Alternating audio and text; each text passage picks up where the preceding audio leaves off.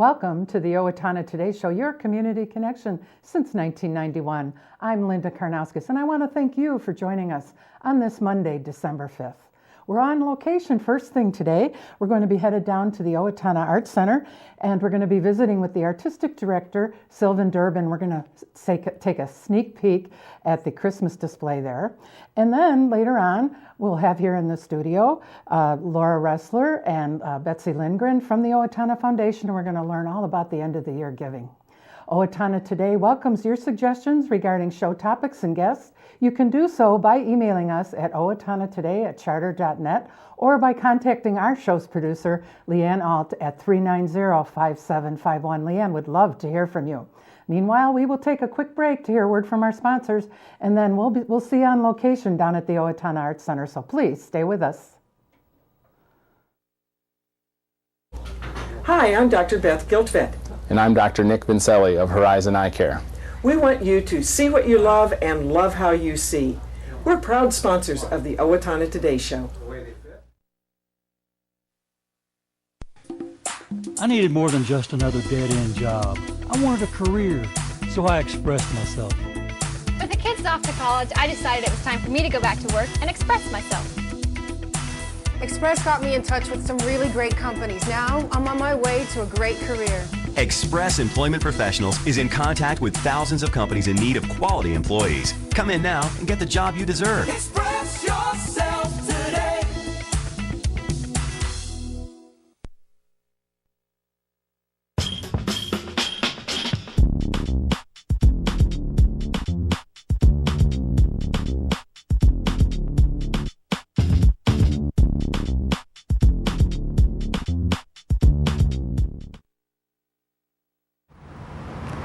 United Way of Steele County has kicked off the 2016 campaign. This year's corporate campaign leader is Go for Sport. Our goal is $700,000. Be part of the change you want to see in the community. Give, advocate, volunteer, live united.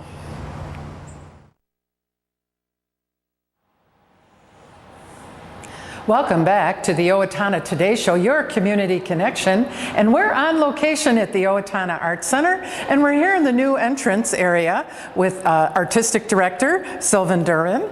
And we're here to talk about the Christmas exhibit that just recently opened. And tell us what's in this room and what are we seeing as we walk in? This is the Arneson Atrium, and we have this fabulous, wonderful, delightful tree behind us.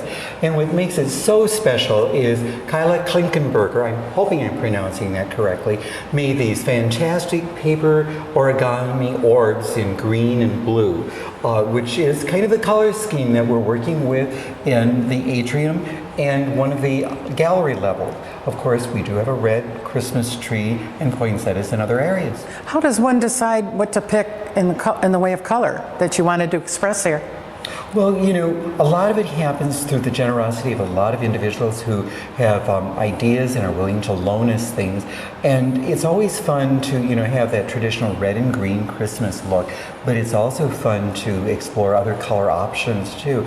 That make it just really fun and seasonal. So if people come to visit here at the Art Center and to see what you have done here, they come in this entrance and this would be the first thing they see? Definitely.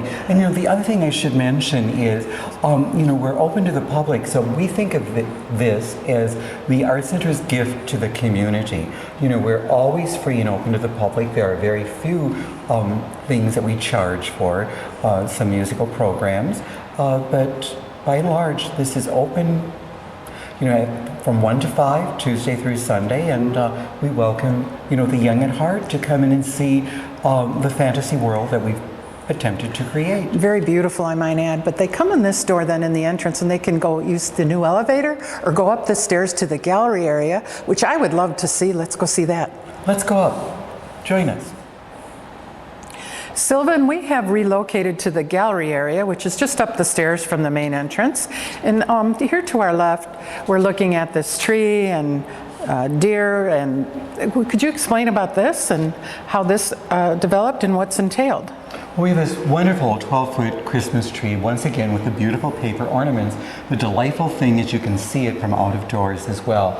And Dear has been creatively wrapped in fiber and fabrics and jewels, and just kind of a whimsical take on a deer for the holidays as well. And even one of our long-standing pieces of sculpture right over here is decked out for the holidays. This piece is part of our permanent collection, and it was done by John Rood, a Minnesota sculptor, and it's called Joseph's Coat of Many Colors, and we've kind of given him just a glorious blue look this holiday season. This deer here is just phenomenal to look at, and the depth that it has on it and the fabric. How many pieces do you think are in there, and how did you come up with the concept? Well, we played off of a centerpiece that was done for the food show, where I believe the individual who works at the paper wrapped twigs, and we decided a deer would be fun, and so several individuals came and had a great time wrapping the deer in ribbons and fabric, and then adding these jewels. So whimsical. And that was the intent. Very fun. And then on the other side of the gallery here, would you please tell us what we're looking at up on the harpsichord? Well, Kyla also did a beautiful job with origami. So we have, the main characters of the season, Joseph, Mary, and baby Jesus, which is just really fun. And she is phenomenal because she knows how to read and interpret those directions, for very complicated directions for origami as well. Very good. Well, it's quite striking, and it sits well there. How long did it take her to compose those? Do you have any idea? I don't. Her mother, she's very, very fast, because as you recall, all of the ornaments on the tree, there are probably about 50 to 60 of those paper ornaments, each requiring, several pieces just to make one sphere. Okay, all right. And now as we view down the hallway here, we're going to go and talk about them into the main gallery, correct? Yes, okay. We'd love to share see what surprises you have there. Good.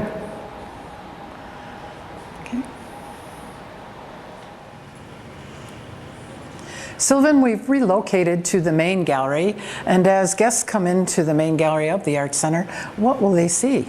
Well, they'll be greeted by two large nutcrackers that flank the entryway, and what is so exciting is to see these two wonderful Victorian lovers who are ice skating on this silvery pond.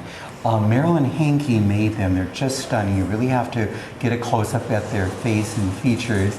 And Jerry Shore is the individual who's animated them. He, over the years, has done wonderful projects for us, especially around Christmas time as well. Now, this couple that we're watching skate here, how long have they been skating? They've been skating for quite some time. They're really very good figure skaters. Do they do warm-ups, or they just come right at it? They just go right at it. They're young and youthful, and I think he's going to pop the question this December. Oh, now has this been part of the exhibit on and off throughout the years? Well, this has been on a couple of times. This will be its second showing, but it's so delightful that we wanted to share it again. It's reminiscent of a lot of the big stores that do their activity in the windows. Very, very much so. All right, you have a very wonderful nutcracker collection here. Can we relocate to that part of the gallery and view some of those?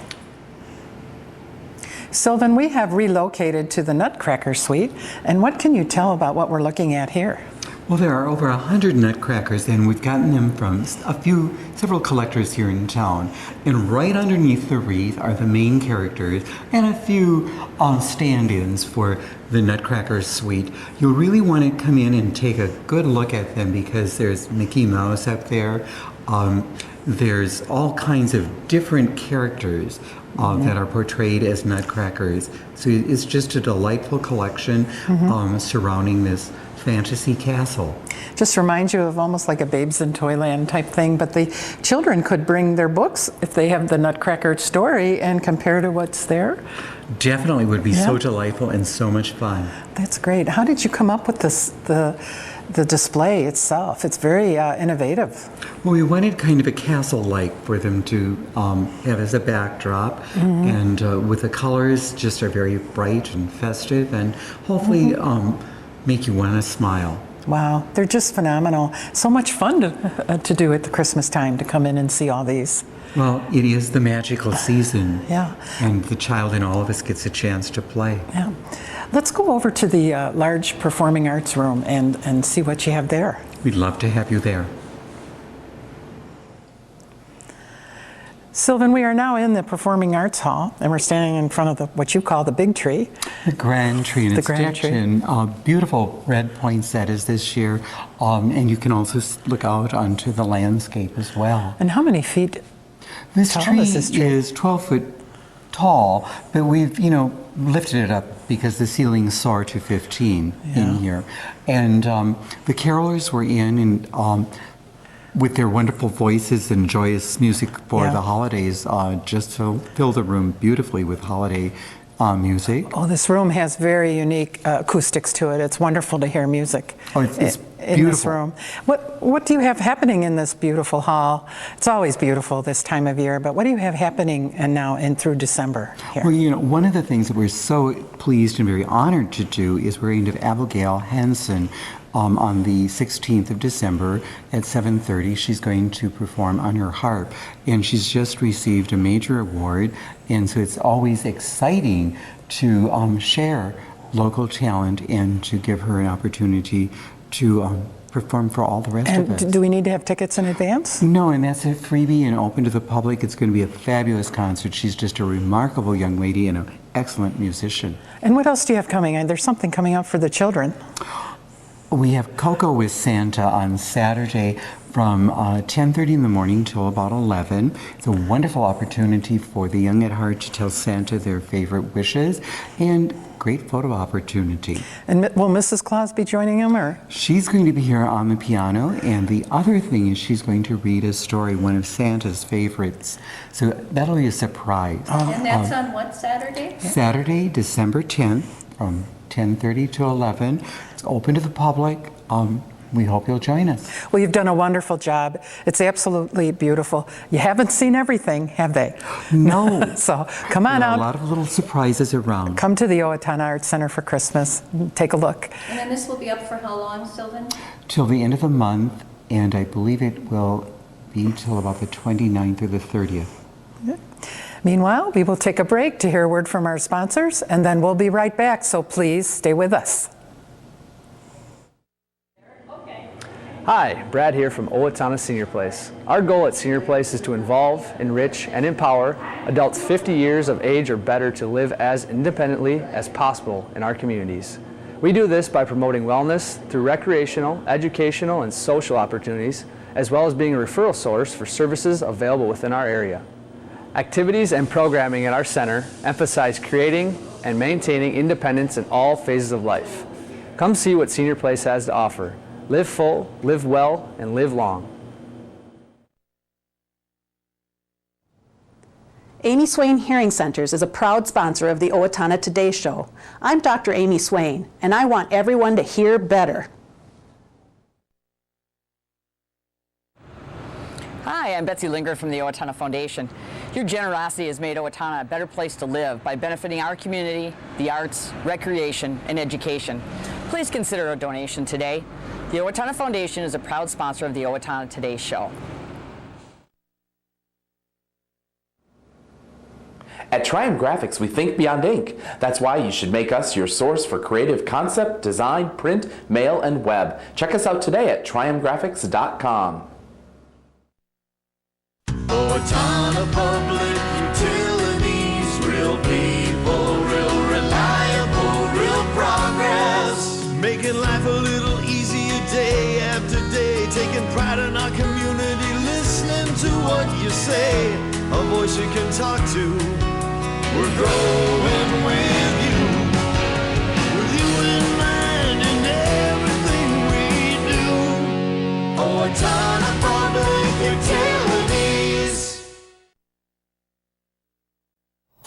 Welcome back to the Owatonna Today Show, your community connection. We're visiting with Laura Resler and Betsy Lindgren from the Owatonna Foundation, and we're going to learn all about the individual end of the year giving. And to my right here, I have Betsy Lindgren, and then next to her is Laura Resler. And I can't thank you enough for coming in this morning. Thank you for coming in and sharing with us what we're about to hear. Betsy, I've come to learn you are a very interesting woman here in our community, and a lot of fun, obviously. That's a good word. There's been others used. Yeah. What is your role with the Owatonna Foundation? Currently, I am the president of the Board of Trustees, and that just became that position this last year. Yeah. So with that becomes a responsibility of presiding over the meetings, working a tremendous amount with Laura, which we so greatly appreciate. Laura came on 2 years? No, it's only been a year and a half. It just feels It like feels a long, like 2 years. Feels longer. Who's done a tremendous job for the foundation. We're just thrilled to have her. And then along with the meetings, also looking to be, the face of the foundation, along with being able to gather with the trustees to be able to set our vision and what we're looking for in the next 10 years. So now you've been on the Board of Trustees since when? 1994. Okay, and now 1994? 92 or 94. 92 or 94, somewhere in there. First female president, so yes. Yay for that. And thank you. Going along, but it sounds like you've done your honored. due diligence. And why a passion for the Owatonna Foundation? I guess my father was involved in a foundation back in my hometown, and I think overall, when you take a look at how special it is, starting in, to be incorporated in 1957, really full-fledged in 1958, in a community the size at that time was probably 13,000 people. And to have a foundation with people that were such entrepreneurs and so philanthropic, to have such passion for this community, to do that is unheard of. If you look around and you look at any kind of history of foundations, it was very unusual. And so with that same passion has continued with the Board of Trustees, those people who serve the community foundation, because first and foremost it is the community foundation. It's all of our foundations. It's not a matter of being the trustees foundation or etc. It is the community foundation. And without that support from the community, many of the worthy projects, as you can see from the map we've brought with us, would not be possible. Mm-hmm. And I think also, Leanne, if you can scope in on that map for me, that'd be great. Leanne's giving me the high five.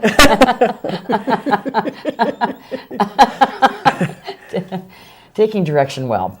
At any rate, if you take a look at this map, if you take a look at the foundation map, you'll see in the little foundation logos that are on there. And the most marvelous thing when you look at this map is when you think of the quality of life that we have here in Owatonna and how wonderful it is, and all the activities that we have, and the people, and the environs, and just again the many wonderful aspects.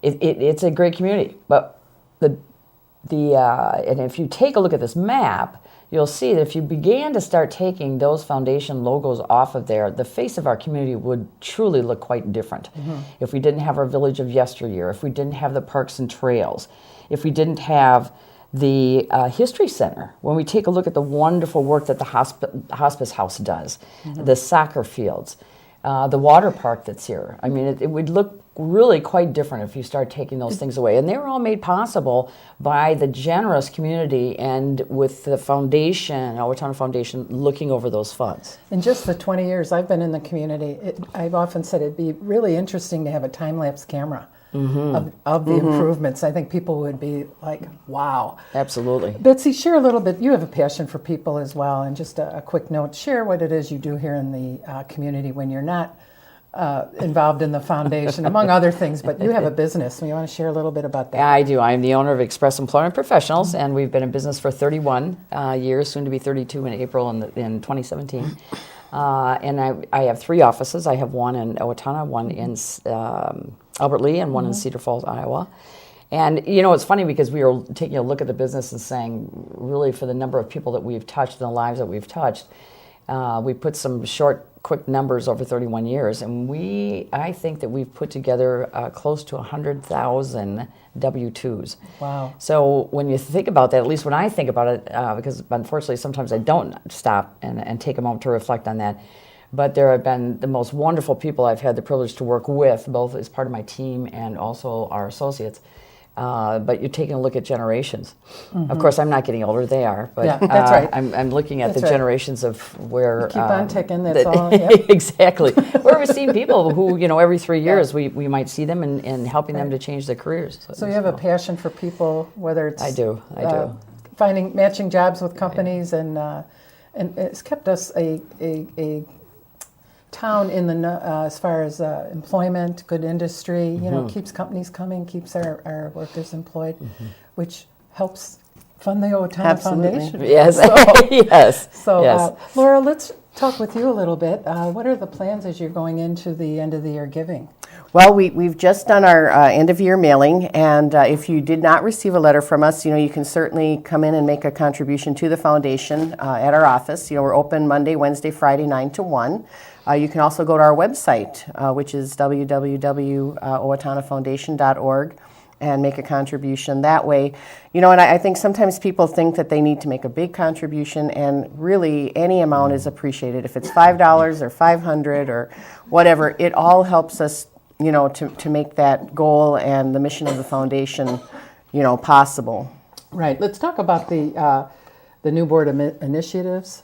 Or the new board initiatives. Well, that would be something Betsy can speak to. As the new president of the trustees, certainly there's some ideas and incentives that we're looking at going forward. So maybe Betsy, you want to maybe touch on donor advised funds and some of those things that we're talking about.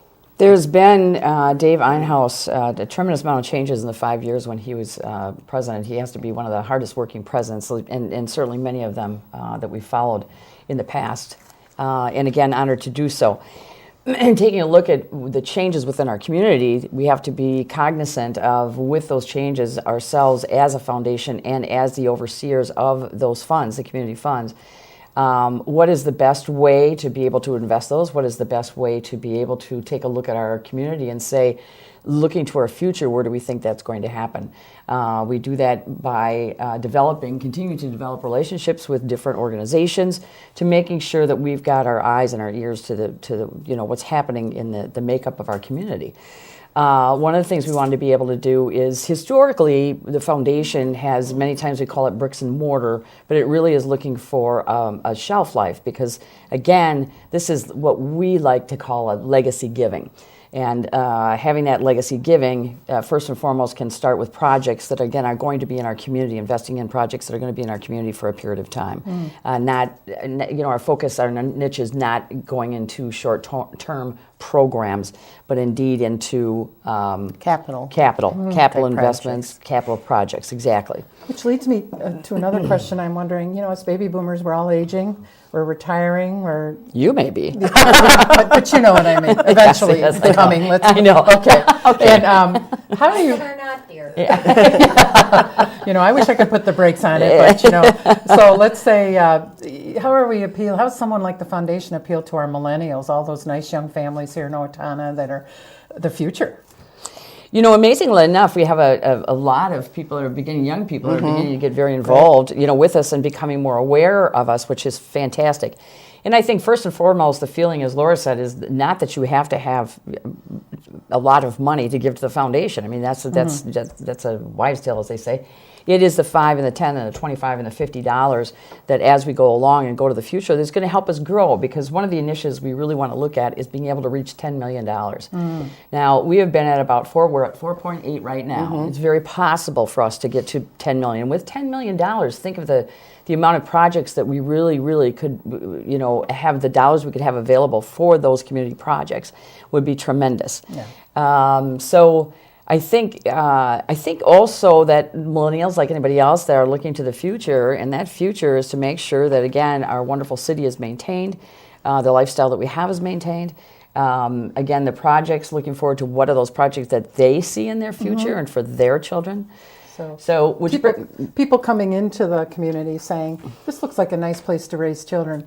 And then they learn all the things. Exactly. And it is a nice place to raise children. It's wonderful. Well, and one of the, when we had Foundation Week and we had the photo contest, which was a lot of fun, but that very much created an awareness in younger people and younger families who participated. That all these things exist, and they exist in part because of Foundation support. So, it's that education process, and we're working hard to do more with that and make the community more aware of what we do. And we see you working all the time. A lot of times I wave and you are just at that computer and you're busy at work. Well, it's, there's all the trustees, and they are very dedicated and devoted to the community that I work with. Okay. We do want to mention real quick that when you think of end of the year giving, truly, especially for those individuals perhaps in your life that you don't know what to give to them, and for the person that may have everything or are hard to buy for, a gift to the legacy is one of those gifts that keeps on giving. It really is. And to be able to give in someone's name is fantastic. So please consider us. We can say, no contributions, please give to the Owatonna in our name or something. Yes, that's great. Exactly. Okay. Thank you, ladies. We will take a quick break to hear a word from our sponsors, and then we'll be right back. So please stay with us.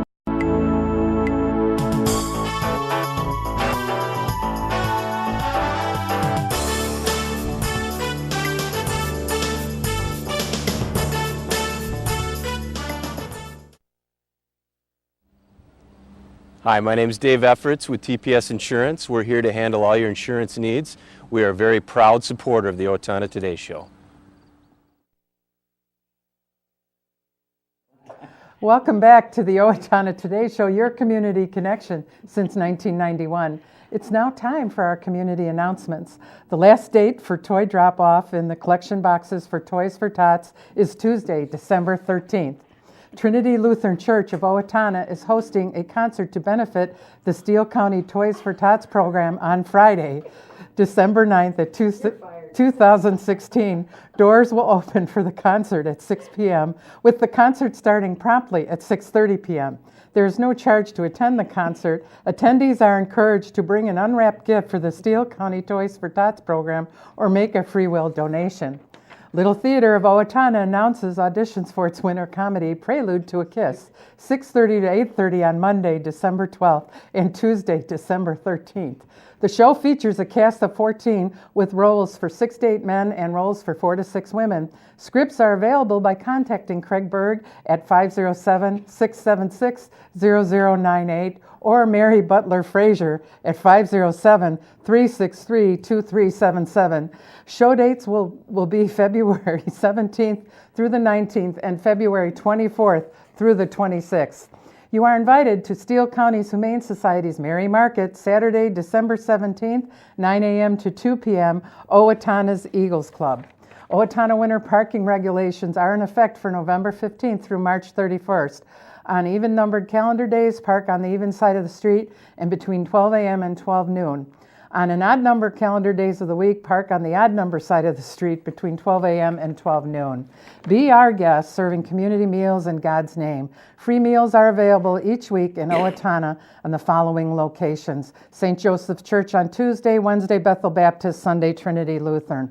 Well, that's all we have for you today, and we hope you will join us on Wednesday when our guest will be Dr. Barbara Otteson, and then also we'll be down on location at the Owatonna Public Library.